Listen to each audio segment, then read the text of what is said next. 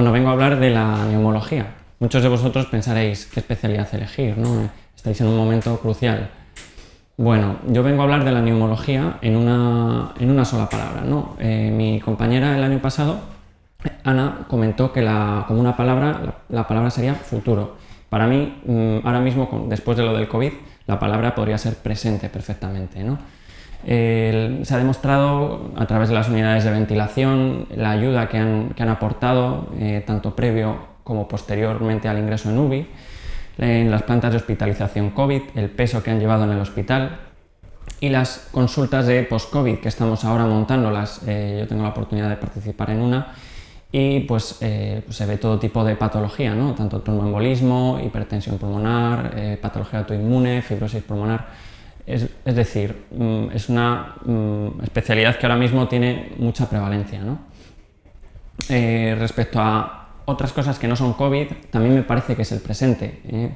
Me parece que la broncoscopia, por ejemplo, aporta grandes avances, como por ejemplo el navegador, la criobiopsia, que luego hablaremos un poco más de ello, la ecobroncoscopia, la ecografía pulmonar, que ahora mismo está muy en boga. Antes se pensaba que la ecografía no se podía utilizar en el pulmón y, sin embargo, pues se ha demostrado que nos puede ser muy de utilidad.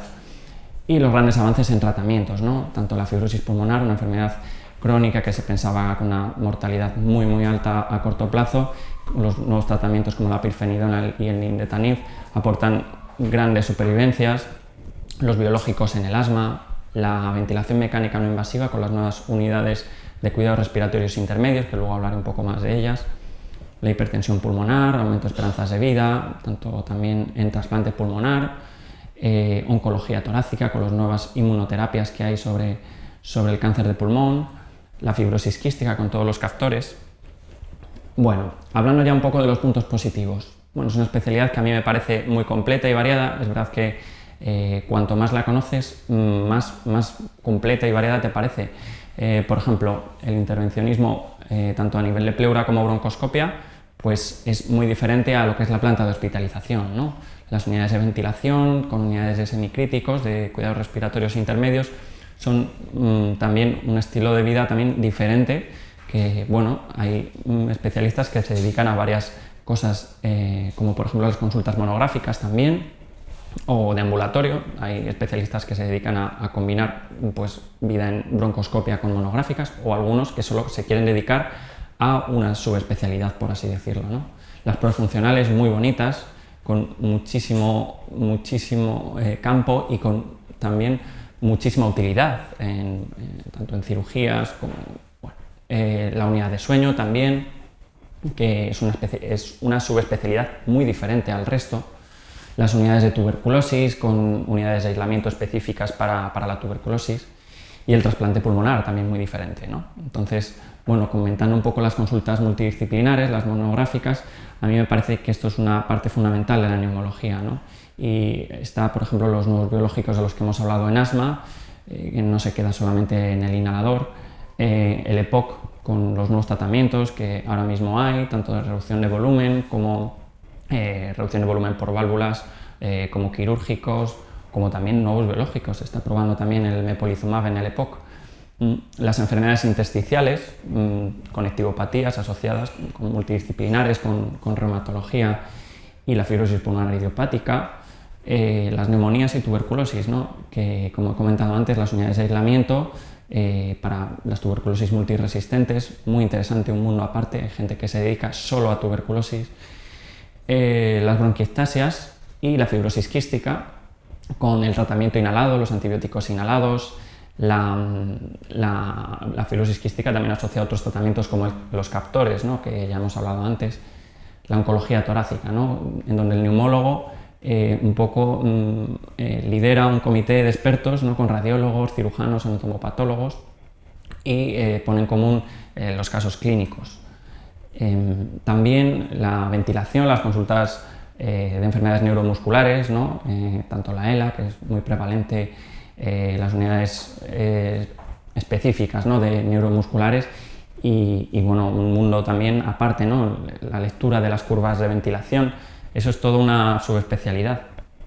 Los trastornos del sueño, también con unidades de alta complejidad, con las polisomnografías, que la verdad es también tiene una curva de aprendizaje, es necesario formarse, pero todos los neumólogos que salen especializados saben leer una polisomnografía. El tromboembolismo, muy interesante, y la hipertensión pulmonar. Respecto al tromboembolismo, hay algunos hospitales en los que hay hasta un código TEP, ¿no? Que antes, pues igual que el código ictus o el código infarto, pues tenemos el código TEP, en el que un comité de expertos tienen una consulta multidisciplinar y eligen pues un tratamiento, ¿no? También las unidades de tabaquismo de alta complejidad, o sea, el tabaco es uno de los grandes luchas que tenemos los neumólogos.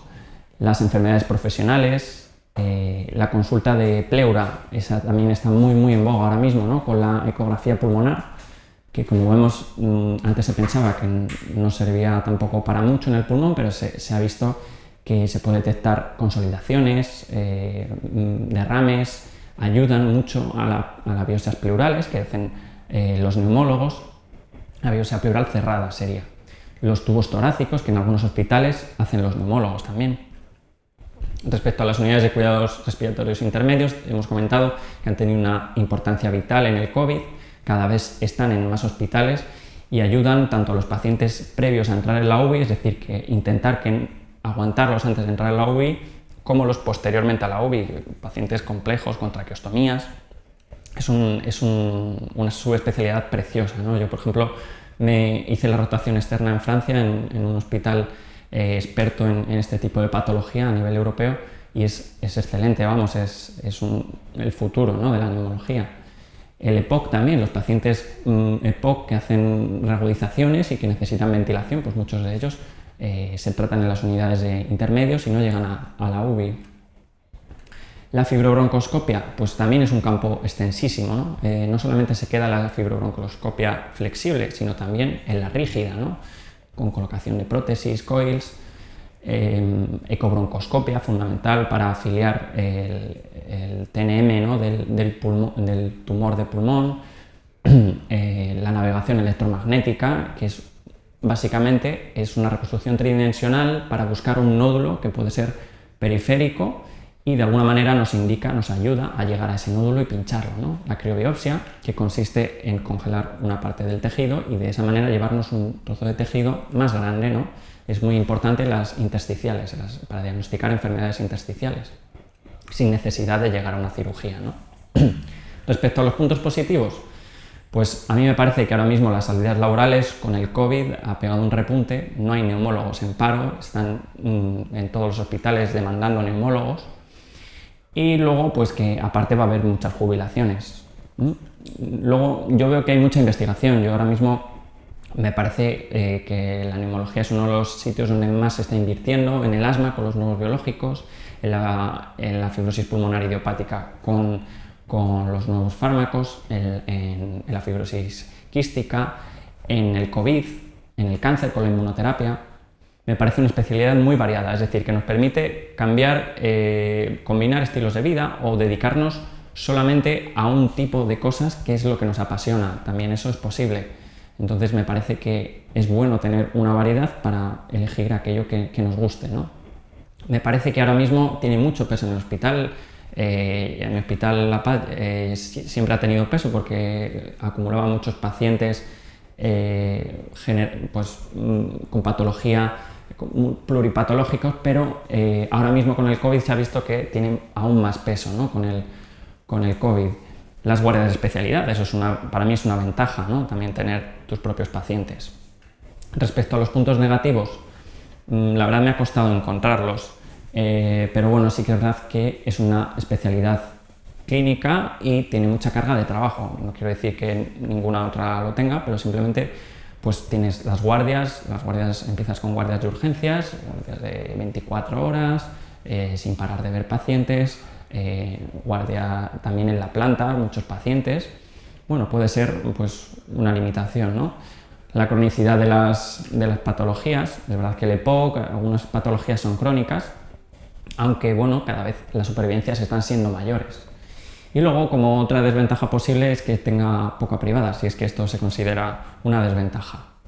Luego, respecto a la residencia, bueno, comentar, el primer año están la cardiología, la medicina interna, la radiología, van cogiendo un poco el concepto general un poco de la medicina general, como la medicina interna, con una rotación extensa de 6 meses nosotros en nuestro hospital, alergología, urgencias, todo esto el primer año, ¿no? El segundo año seguimos en cirugía torácica e intensivos, pero posteriormente ya pasamos a la planta de hospitalización. Las pruebas funcionales, también muy interesante, de R2, y la unidad de tuberculosis, ¿no? En una unidad de aislamiento, o bueno, siempre hay que formarse en tuberculosis, que es una de las patologías muy típicas, por así decirlo, de neumología, ¿no? El tercer año ya sería la unidad de sueño, la unidad de ventilación y los cuidados paliativos, que a mí me parece, nosotros rotamos un mes, me parece una especialidad que nos complementa muy bien en algunas patologías crónicas, como puede ser el EPOC, o en patologías como la esclerosis lateral amiotrófica, que dan un soporte, ¿no?, para que los pacientes de alguna manera tengan calidad de vida, ¿no? El cuarto año ya estaríamos ya en broncoscopias y pleura, con una rotación extensa. Hay veces que la broncoscopia y pleura se hace una pequeña rotación en segundo año y en cuarto año se completa la rotación, ¿no? El trasplante, que yo roté también en trasplante, y la rotación externa también, que es una parte vital, que hablaremos después un poco más, y las consultas monográficas, que luego hablaremos también un poco más. Es importante a la hora de elegir el hospital, pues cuantas más se tenga, cuanto más volumen, eso es verdad que es un plus, yo eso lo considero un plus. Pues nada, comentando eso, los fundamentos para elegir el hospital, para mí lo más importante es que haya buen ambiente, tanto entre residentes como entre adjuntos, eso es fundamental para mí. La rotación externa, lo que decía, es importante que también nos faciliten la rotación externa, conocer cómo es el sistema sanitario en otros países, formarse en un área específico. Es muy interesante ver cómo ventilan en otro hospital, en otros países, o cómo se hace la broncoscopia. Todo eso es muy interesante, ¿no? Las guardias de especialidad también es un factor positivo, con sus libranzas. Por supuesto, es importante librar todas las guardias. Las consultas monográficas, cuantas más consultas monográficas se tengan o más complejas sean, la verdad es que eso puede aportar un plus a la formación. La posibilidad de hacer investigación y la posibilidad de hacer la tesis. Yo ahora mismo, por ejemplo, estoy en ello, ¿no? Y la calidad de otras especialidades también, pues las especialidades en las que se rota. Esto hace que durante el periodo de formación, digamos, la formación sea más completa. Las unidades que tiene el propio servicio, también cuanto más completas, mejor, ¿no? La unidad de sueño, de asma, la tuberculosis, la unidad de cuidados intermedios respiratorios, que ahora mismo casi todos los hospitales durante el COVID han tenido una unidad de cuidados respiratorios intermedios. La unidad de broncoscopia.